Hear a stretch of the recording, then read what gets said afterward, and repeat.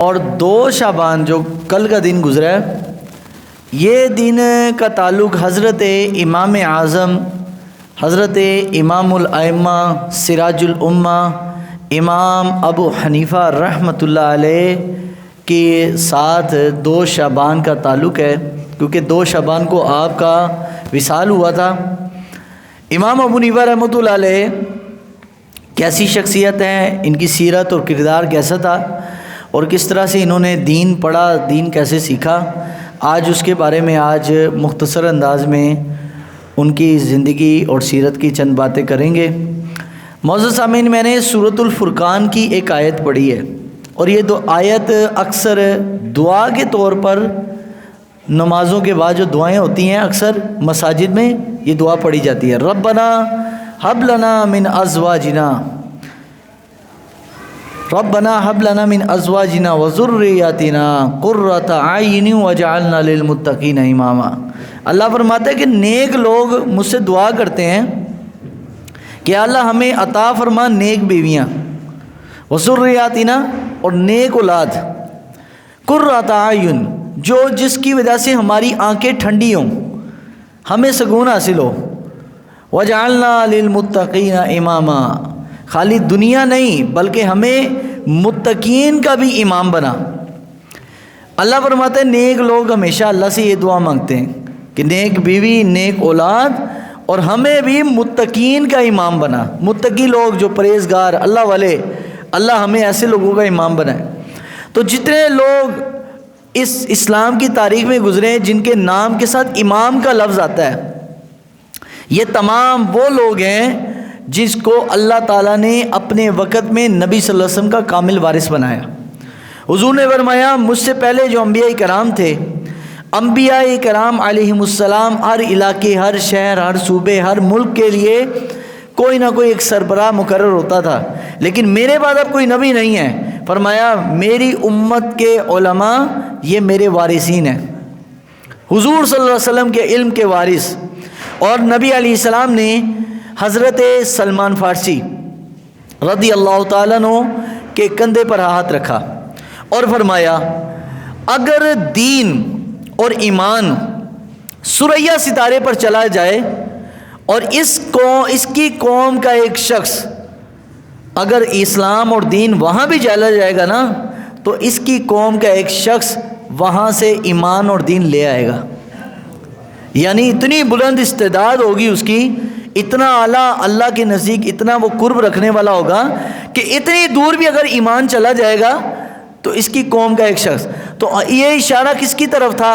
یہ اشارہ تھا حضرت امام اعظم ابو حنیفہ رحمۃ اللہ علیہ کی طرف، کیونکہ سلمان فارسی بھی فارس کے تھے، امام ابو حنیفہ بھی فارس کے ہیں، اور امام ابو حنیفہ کی ذات اتنی بلند اور بلند پایہ بننے کی وجہ کیا ہے کہ آج دنیا ان کو ان کے نام سے کم اور ان کی شان سے زیادہ جانتی ہے۔ لوگ ان کو امام اعظم کہتے ہیں، حالانکہ ان کا اپنا نام تو امام اعظم نہیں، نعمان ہے، نعمان ابن ثابت رضی اللہ تعالیٰ عنہ۔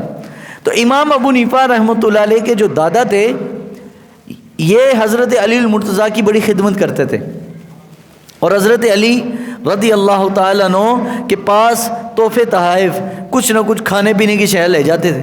ایک مرتبہ حضرت علی نے دعا دی اور فرمایا اللہ تیری اولاد میں بھی برکت کرے اور تیری اولاد کو رسول اللہ کے دین کا خادم بنائے۔ دیکھیں خدمت سے ملتی ہے عظمت، اگر انسان خادم بنے تو دعا مل جاتی ہے۔ کچھ لوگ ہوتے ہیں دعا مانگتے ہیں اور کچھ ہوتے ہیں دعا لے لیتے ہیں۔ امام ابو حنیفہ کے دادا نے جو کمائی کی حضرت علی سے دعا لے لی، تو امام ابو حنیفہ رحمۃ اللہ علیہ جب پیدا ہوئے تو 7 برس کی عمر تھی۔ یہ واحد تمام اماموں میں، تمام محدثین میں، تمام فقہا میں یہ واحد امام ہے کہ جو آج دنیا کے اندر جن کی فقہ موجود ہے اور جن کو رسول اللہ کے صحابی کی صحبت حاصل ہے۔ حضور صلی اللہ علیہ وسلم کے صحابہ، 7 برس کی عمر ہے امام ابو حنیفہ کی، اور ان کے والد حضرت ثابت ان کو لے گئے حضرت انس بن مالک کی صحبت میں۔ انس ابن مالک نبی صلی اللہ علیہ وسلم کے وہ صحابی ہیں جن کو حضور صلی اللہ علیہ وسلم نے جن کو دعا دی ہے. آپ صلی اللہ علیہ وسلم نے انس بن مالک رضی اللہ تعالیٰ عنہ کی اولاد کے لیے انس بن مالک کے مال کی لیے دعا حضور نے کی تھی کہ اللہ تیرے مال میں بھی برکت کرے، تیری اولاد میں بھی کرے. تو انس بن مالک کے بچے پوتے پڑپوتے ملا کر آپ کی زندگی میں انس بن مالک کے 100 کے قریب اولاد آپ کی زندگی میں ہوئی. یعنی بیٹے پوتے پڑپوتے تک آپ نے اپنی زندگی میں دیکھے، بڑی عمر پائی آپ نے. تو جب حضرت سیدنا انس ابن مالک 10 سال کے تھے جب اللہ کے نبی دنیا سے چلے گئے، اور امام ابو حنیفہ جب 7 سال کے تھے اس وقت حضرت سیدنا انس ابن مالک کی جو عمر تھی 90 برس تھی. تو امام ابو حنیفہ رحمۃ اللہ علیہ آپ ان کے پاس جاتے، حضور کی حدیث سنتے، آپ صلی اللہ علیہ وسلم کی باتیں جا کے سنتے. 22 کے قریب صحابہ کرام کی زیارت امام ابو حنیفہ نے خود کی ہے. نہ امام بخاری کو یہ مرتبہ حاصل ہے، نہ امام مسلم کو، نہ ابن ماجہ کو، نہ ابو داؤد کو، نہ ترمذی کو، نہ نسائی کو، نہ امام دارمی کو، نہ امام حاکم کو، نہ حضرت امام احمد بن حنبل کو، نہ امام مالک کو، نہ امام شافعی کو. یہ واحد اگر کسی کے سر پہ تاج سجا ہے تابعیت کا، یہ حضرت امام ابو حنیفہ کے سر پہ سجا ہے. 70 ہجری میں امام ابو حنیفہ پیدا ہوئے، 7 سال میں رسول اللہ صلی اللہ علیہ وسلم کے صحابی کی زیارت کی ہے، اور 7 سال کی عمر میں ہی نبی علیہ الصلوۃ والسلام کی پہلی حدیث سنی ہے. 7 برس کی عمر میں. اس کا مطلب اس زمانے کے والدین کو اپنے بچوں کے دین کی کتنی فکر تھی کہ اس عمر میں امام ابو حنیفہ رسول اللہ کے صحابہ کے پاس جا رہے ہیں. 7 برس کی عمر میں کیا پتہ ہوتا ہے آج کل کے بچوں کو، لیکن اس زمانے میں حضرت امام ابو حنیفہ رحمۃ اللہ علیہ کو معلوم تھا یہ اللہ کے نبی کے وہ صحابی ہیں جنہوں نے اپنی آنکھوں سے سرکار کے چہرے کو دیکھا ہے. تو امام ابو حنیفہ رحمۃ اللہ تعالی علیہ اتنے عظیم المرتبت، خالی یہ نہیں ہے کہ وہ بس امام بن گئے، حدیثیں بیان کرنی شروع کر دی اور بس بیٹھے رہے. نہیں، امام صاحب ساتھ تجارت بھی کرتے تھے، کپڑے کی تجارت. اور ایک مرتبہ آپ نے اپنے غلام کو بولا کہ یہ جو کپڑے کا تھان ہے نا، اس کے اندر سوراخ ہیں کچھ، تو یہ آدھے ریٹ پر بیچنا ہے، اور جب بیچنے لگو تو پہلے عیب دکھانا ہے. اور آپ نے فرمایا کہ اللہ کے نبی صلی اللہ علیہ وسلم کی حدیث ہے کہ جب بھی کسی کو کوئی چیز بیچنے لگو اور اس میں عیب ہو تو پہلے عیب بتاؤ تو پھر اس کا معاوضہ لو. اگر دور حاضر کے تاجر یہ اصول بنا لیں، دور حاضر میں تجارت کرنے والے اگر یہ اصول بنا لیں تو ان کی کمائی کے بارے میں حضور کا فرمان ہے، ایسی کمائی کھانے والے شخص جب ہاتھ اٹھاتا ہے اللہ دعائیں قبول کر لیتا ہے. حلال رزق پیٹ میں جاتا ہے نا تو دعا قبول ہوتی ہے، حرام پیسہ جا رہا ہے دعائیں کہاں قبول ہوں گی. 2 نمبری کرپشن، رشوت اور لوٹ مار کا پیسہ کھانے والے وہ تاجر. لیکن اگر سچا تاجر ہوگا تو وہ انبیاء کرام کے ساتھ اس کا عشر ہوگا، نبیوں کے ساتھ اٹھایا جائے گا. اتنا عظیم مرتبہ ہے اس کے لیے. تو امام ابو حنیفہ رحمۃ اللہ علیہ اپنے غلام کو کہہ کے گھر چلے گئے. جب شام کو واپس آئے تو پوچھا کہ وہ کپڑا تھان کہاں گیا؟ کہا بک گیا. آپ نے فرمایا کہ جب بیچتے ہوئے اس کا عیب بتایا تھا تم نے؟ کہا جی مجھے بھول گیا، یاد نہیں رہا. امام صاحب نے فرمایا وہ کتنے دینار کا بیچا؟ کہا جی 80 دینار. 80 دینار پاکستانی تقریباً 80 تولے سونے کا سکہ. 80 تولے سونے کا سکہ، 1 تولہ آج کل کیا ریٹ ہے؟ 2 لاکھ روپیہ تقریباً. 80 تولے کا سونے کے سکوں کا وہ تھان بیچا ہے، کپڑا. آپ نے فرمایا نکالو دینار نکالے. فرمایا کوفہ کے غریبوں کو بلاؤ. سارے غریبوں کو بلایا اور ان کو کہا کہ دیکھو یہ میرے غلام نے بغیر کہے یہ کپڑا بیچا ہے. اب جس نے وہ کپڑا خریدا اس کا ہمیں پتہ نہیں وہ بندہ کہاں گئے، وہ چلے گئے لے کے. اب میں تمہیں یہ بغیر ثواب کی نیت سے دے رہا ہوں ان کی طرف سے کہ یہ ثواب ان کو پہنچے. کپڑا بھی گیا، پیسے بھی دے دیے. تو امام ابو حنیفہ نے فرمایا میں نہیں چاہتا کہ میرے پیٹ میں کسی کا حرام مال چلا جائے. یہ تھے وہ لوگ جس کو اللہ کے نبی علیہ السلام حضور جن پر فخر کرتے ہیں، اللہ کے نبی صلی اللہ علیہ وسلم نے جن کو مقامات سے نوازا ہے، جن کو کمالات سے نوازا ہے۔ دیکھیں نا، اللہ کے حبیب صلی اللہ علیہ وسلم نے کیا فرمایا؟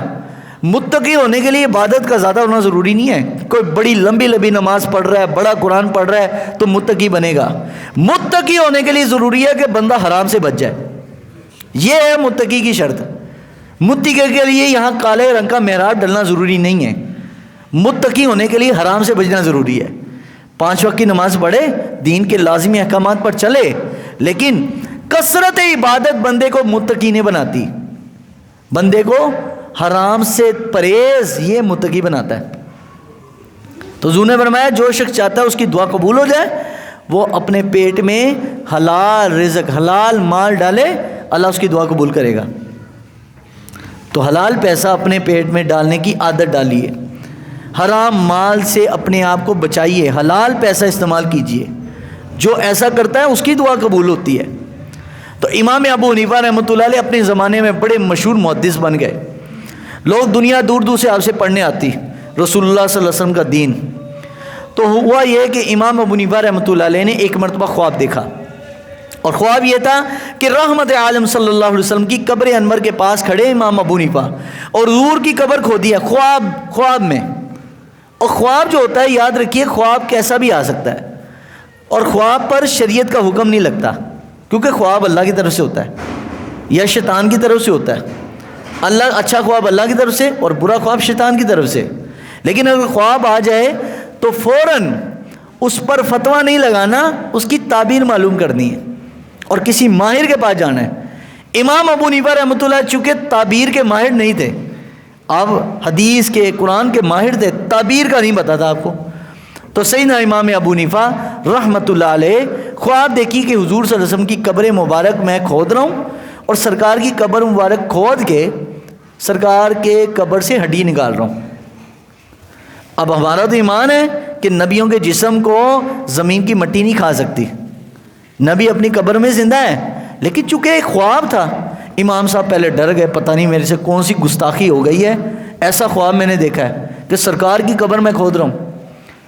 بالآخر اس زمانے میں خواب کے ماہر امام ابن سیری، خواب نامہ یوسفی جو خواب کی کتاب ہے، امام ابن سیری نے وہ خواب نامہ لکھا ہے، اب اس کا اردو میں ترجمہ ہے خواب نامہ یوسفی کے نام سے۔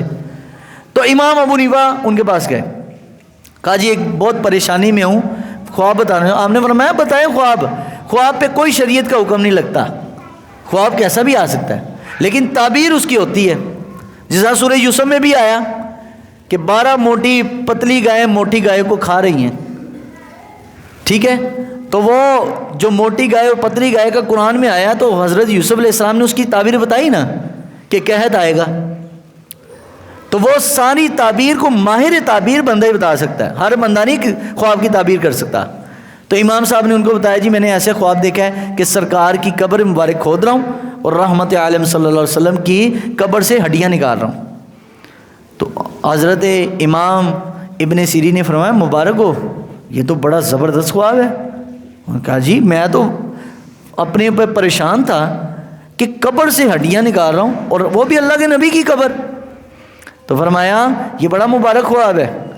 فرمایا وہ جو قبر تو آپ نے دیکھی قبر رسول، یہ اس کی مثال ہے رسول اللہ کی حدیث، اور جو اس میں سے آپ نے ہڈیاں نکال رہا ہوں تو قبر کے اندر حضور کا جسم ہے اور جسم کے اوپر ماس ہے، ماس کے اندر ہڈیاں ہوتی ہیں، ہڈیاں بالکل گہرائی میں ہوتی ہیں، اوپر نہیں ہوتی۔ تو وہاں سے قبر نکالنے مثال رسول اللہ کی آپ حدیث پڑھ کے امت کے لیے 12,000 سے زائد جو 12.5 لاکھ کے سے زیادہ مسائل جو امام ابو حنیفہ نے بیان کیے آج کتابوں میں لکھے ہوئے ہیں۔ فرمایا مبارک ہو آپ رسول اللہ کی حدیث سے مسائل نکال کر امت کو بتائیں گے۔ یہ بڑا مشکل کام ہوتا ہے، ایک ہوتا ہے قرآن پڑھنا، حدیث پڑھنا، اس کا ترجمہ کر لینا، اور ایک ہے اس کی گہرائی کو سمجھنا۔ اللہ نے امام ابو حنیفہ کو وہ نظر عطا فرمائی تھی جو اس دور کے مسلمانوں کے اندر نہیں ہے۔ اتنی گہرائی، اتنی زبردست وقاحت، اتنی ذہانت۔ کسی نے امام ابو حنیفہ پہ تہمت لگائی، الزام لگایا۔ الزام لگانا تو بڑا آسان ہے نا، لیکن الزام کو ثابت کرنا مشکل ہوتا ہے۔ امام صاحب پر آج کے بھی کئی لوگ کہ جی امام ابو حنیفہ احادیث کو نہیں لیتے تھے، اپنی عقل سے مسئلہ بیان کرتے تھے. تو یہ شکایت پہنچی حضرت امام جعفر صادق کے پاس. امام جعفر صادق کون ہے؟ حضرت امام حسین کے پڑپوتے. امام جعفر صادق امام ائمہ اہل بیت میں امام زین العابدین کے پوتے، امام محمد باقر کے بیٹے اور امام حسین کے پڑپوتے.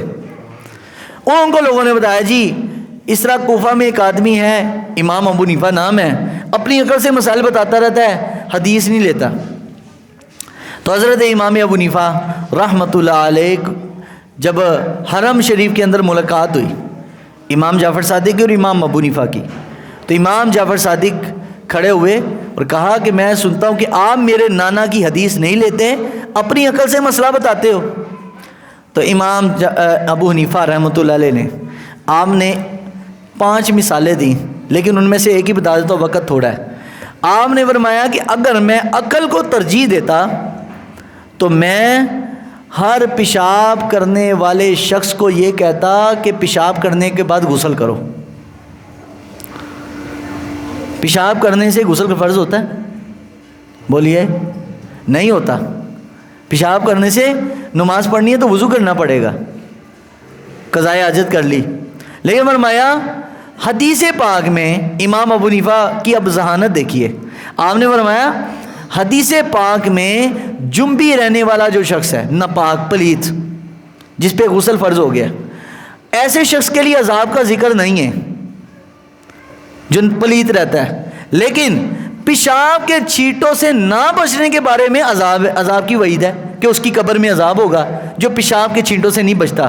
فرمایا عذاب پلیت رہنے والے کے بارے میں نہیں ہے، پیشاب کی وجہ سے پلیت ہونے کے بارے میں ہے. تو اگر کوئی پیشاب کی وجہ سے پلیت ہو تو عقل یہی کہتی ہے کہ اس کو غسل کرنا چاہیے، نہ کہ پلیت رہنے والے کو. امام ابو حنیفہ کی یہ بات سن کے امام جعفر صادق کھڑے ہوئے اور سینے سے لگایا اور فرمایا کہ اللہ تیرے علم میں اور تیرے عمل میں اور برکت فرمائے. اب مجھے یقین ہو گیا ہے کہ تو واقعی جو مسئلہ بیان کرتا تو صحیح کرتا ہے. تو فرمایا قرآن کہتا ہے کہ جنبی شخص کو غسل کرنا چاہیے، لیکن حدیث کہتی ہے جو پیشاب سے نہیں بچتا عذاب اس پہ ہوگا. عقل تو یہ کہتی ہے کہ پیشاب کرنے والے کو غسل کرنا چاہیے. تو امام ابو حنیفہ نے فرمایا کہ میں اس لیے جب بھی کوئی حدیث آتی ہے تو میں اس کو قرآن سے ریلیٹ کرتا ہوں، قرآن سے ملاتا ہوں. اگر وہ حدیث قرآن کے مطابق ہوتی ہے تو میں کہتا ہوں یہ واقعی رسول اللہ کا فرمان ہے، اور اگر وہ حدیث قرآن سے برخلاف جائے تو میں حدیث سائڈ پہ رکھ دیتا ہوں، میں نہیں لیتا. آج لوگ اٹھ کے، ہر بندہ اٹھ کے حدیث کا ترجمہ، وہ اسلام 365 کھول کے اور دیکھو جی حدیث میں یہ آیا، حدیث میں یہ آیا.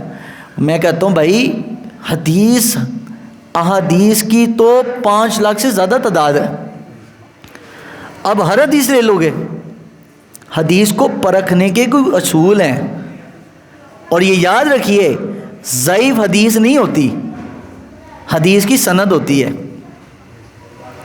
حدیث کی جو چین ہے، نبی صلی اللہ علیہ وسلم نے سیدنا ابو ہریرہ کے سامنے کوئی بات کہی اور حضرت ابو ہریرہ نے وہ آگے روایت کی، انہوں نے آگے کی اور چلتے چلتے امام بخاری تک پہنچ گئے. اب درمیان میں جو روایت کرنے والے ہیں نا، سننے والے اور آگے بتانے والے، وہ لوگوں کو چیک کرنا پڑے گا کہ وہ لوگ کیسے تھے، ان کا عمل کیسا تھا. اگر ان کا عمل حدیث کے خلاف ہوا تو ایسی حدیث رد ہو جاتی ہے. اور یہ اصول ہمیں کس نے بتایا؟ امام ابو حنیفہ نے. ہر حدیث سن کے اور پڑھ کے.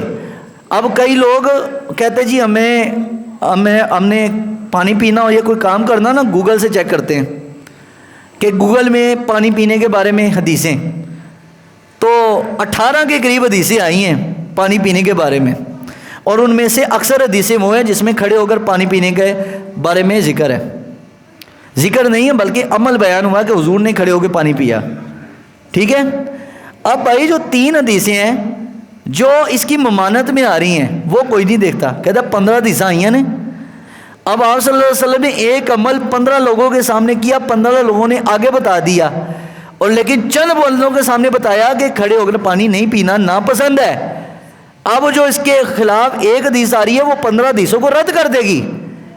امام کا کام ہوتا ہے یہ اصول بتانا، اس لیے ہم امام کو امام اعظم ابو حنیفہ کہتے ہیں کہ انہوں نے نبی کریم صلی اللہ علیہ وسلم سے وہ احادیث روایت کی ہیں جو امام بخاری، امام مسلم، امام ابن ماجہ، امام نسائی، امام ترمذی، امام ابو داؤد کو یہ جو ہے نا اعزاز حاصل نہیں ہوا جو امام ابو حنیفہ کو ہے، کیونکہ امام ابو حنیفہ نے رسول کریم صلی اللہ علیہ وسلم کے 22 کے قریب صحابہ کی زیارت کی ہے، ان سے ملاقات کی ہے، ان سے رسول اللہ کی حدیث پڑھی ہے، اور کسی امام کو یہ اعزاز حاصل نہیں ہے۔ امام بخاری کا فخر ہے، ان کے پاس 22 حدیثیں ہیں امام بخاری کے پاس، جس میں درمیان میں 3 بندے ہیں، یعنی نبی کریم صلی اللہ علیہ وسلم کی حدیث کہ حضور نے یہ فرمایا، اور درمیان میں ایک صحابی ہے، تابعی، تبع تابعی، اور امام بخاری۔ امام بخاری کہتے ہیں میرا یہ فخر ہے کہ میرے پاس کم از کم بندے جس میں شامل ہوں وہ حدیث میرے پاس ہے، لیکن امام ابو حنیفہ رحمۃ اللہ علیہ کے پاس 17 حدیثیں، لوگ کہتے ہیں نا امام بخاری کو 17 حدیثیں یاد تھی، وہ کون سی حدیثیں تھی؟ امام بخاری کے پاس 17 حدیثیں وہ ہیں جس میں درمیان میں ایک ہی راوی ہے، اور وہ کون ہے؟ نبی پاک کا صحابی۔ حضور نے صحابی کو بتایا اور صحابی نے امام ابو حنیفہ کو بتایا، یہ ہمارے امام ابو حنیفہ۔ امام ابو حنیفہ کا تقویٰ دیکھیے، سیدنا امام اعظم ابو حنیفہ رحمۃ اللہ علیہ کا جب چرچا ہوا تو اس زمانے کے بادشاہ نے امام ابو حنیفہ کو بلایا کہ آپ تشریف لائیں ہمارے پاس۔ جب آپ گئے تو بادشاہ نے کہا کہ میں اب چاہتا ہوں کہ آپ میرے اس ریاست کے چیف جسٹس بن جائیں، چیف جسٹس قاضی القضاء عہدہ آپ لے لیں۔ امام ابو حنیفہ کا جملہ سنیے، ہم جیسے لوگ جس دور میں ہم جی رہے ہیں، اس دور میں غلط بات کو غلط کہنے والے بھی بڑے کم ہیں، لیکن امام ابو حنیفہ کی بات سنیے۔ آپ نے فرمایا میں عہدہ لے تو لوں گا، میں قاضی القضاء بن جاؤں گا، چیف جسٹس بن جاؤں گا، مجھے بڑی مراد، بڑا قلعہ مل جائے گا رہنے کو، اور مجھے کھانے پینے کی بہترین اشیاء مل جائیں گی۔ ساری بات، قاضی القضاء عہدہ بھی بڑا ہے تو تنخواہ بھی بہتر ہوگی، مجھے سب کچھ مل جائے گا۔ لیکن میں نے اللہ کے نبی صلی اللہ علیہ وسلم کی ایک حدیث سنی ہے، سرکار دو عالم علیہ السلام نے فرمایا 2 بندوں میں جس نے انصاف کرنے کے لیے اس کے درمیان قاضی بنا، فرمایا حدیث شریف کا مفہوم ہے وہ بندہ مارا گیا۔ 2 بندوں میں فرمایا انصاف کرنے والے اور فیصلہ کرنے والے مت بننا، کیونکہ فیصلہ کرنے والا پھنس جائے گا، یا تو کسی کے ساتھ زیادتی کر دے گا، یا تو وہ کسی کا حق پورا نہیں دلوائے گا۔ یہ حضور کی حدیث کا مفہوم ہے۔ فرمایا 2 بندوں میں قاضی مت بننا ورنہ تم مارے جاؤ گے۔ کیوں؟ کیونکہ ساری ذمہ داری اس کے اوپر آ جاتی ہے جو بندہ فیصلہ کرنے والا ہوتا ہے۔ فیصلہ کرنے والے مت بننا، ہمیشہ یہی معاف کرنے والے، چھوڑنے والے بن جانا، اللہ بھی معاف کر دے گا۔ لیکن اگر اس چکر میں پڑ گئے میں جناب پورا انصاف چاہیے، تو بھائی اگر پورا انصاف یہاں کیا تو اتنے بھی پورا انصاف ہی ہونا ہے، اللہ کی بارگاہ میں بھی پورا انصاف ہوگا۔ تو حضرت امام ابو حنیفہ رحمۃ اللہ علیہ نے یہ بات فرمائی کہ میں چیف جسٹس نہیں بننا، کیونکہ کل کو تم اگر کوئی فیصلہ تمہاری طبیعت کے خلاف ہو اور میں اللہ رسول کے مطابق کو فیصلہ کروں گا تو کہیں میری تو پکڑ کر کے مجھے جیل میں کر دے گا کہ جی میں یہ چاہتا ہوں ایسا ویسا کر، لیکن اللہ رسول یہ کہہ رہے ہیں۔ تو ابو حنیفہ تو مارا گیا نا، پھر فرمایا میں نہیں چیف جسٹس بنتا۔ وہ کہتا نہیں آپ کو بننا پڑے گا۔ عجیب بات ہے، بادشاہ عہدہ دینا چاہ رہے، امام ابو حنیفہ انکار کرتے جا رہے ہیں، حتیٰ کہ امام صاحب کو جیل میں ڈال دیا، کئی مہینے جیل میں رکھا اور تکلیف مشقت اٹھائی۔ لوگوں نے کہا کہ امام صاحب آپ عہدہ قبول کر لیں، آپ کو تو عہدہ بھی ملے گا، پیسے بھی ملیں گے، عزت بھی ہوگی۔ آپ نے فرمایا دنیا میں تو مزے اڑا لوں گا، اللہ کی بارگاہ میں کیا منہ لے کے جاؤں گا۔ یہ ہے امام ابو حنیفہ امام اعظم۔ 20 سال امام ابو حنیفہ رحمۃ اللہ علیہ نے دین پڑھا، 20 سال، اور آخری زندگی کے 2 سال جو حضرت امام جعفر صادق کے پاس گزارے۔ 20 سال دین پڑھنے کے باوجود بھی امام ابو حنیفہ کیا فرماتے ہیں؟ فرمایا لولا سنتان لہلک النعمان، اگر میں یہ اتنا علم پڑھا، دین پڑھا، شریعت پڑھی، سنت پڑھی، ہزاروں طالب علم بنائے، ہزاروں بچوں کو دین سکھایا نبی صلی اللہ علیہ وسلم کا، لیکن فرمایا اگر اتنا عرصہ دین پڑھنے کے باوجود بھی ابو حنیفہ ہلاک ہو جاتا، اگر 2 سال امام جعفر صادق کے قدموں میں بیٹھ کر ان سے رسول اللہ کا دین اور باطنی علم نہ سیکھ پاتا، 2 سال امام جعفر صادق کی قدموں میں بیٹھے، اتنا بڑا عالم دین ہونے کے باوجود ان کے قدموں میں بیٹھے، اور فرمایا دین پڑھا تھا پہلے، لیکن حضرت امام جعفر صادق کے پاس بیٹھ کر دین سیکھا ہے۔ ایک ہے دین پڑھنا اور ایک ہے دین سیکھنا۔ دیکھیں قرآن میں حدیث شریف میں آیا نا، من یرید اللہ بہ خیرا یفقہہ فی الدین، اللہ جس کے لیے بھلائی کا ارادہ چاہتا ہے اس کو دین کی سمجھ بوجھ دیتا ہے، اللہ اس کو دین کی سمجھ کی توفیق دیتا ہے۔ دین پڑھنا اور ہے لیکن دین کا سمجھنا اور ہے۔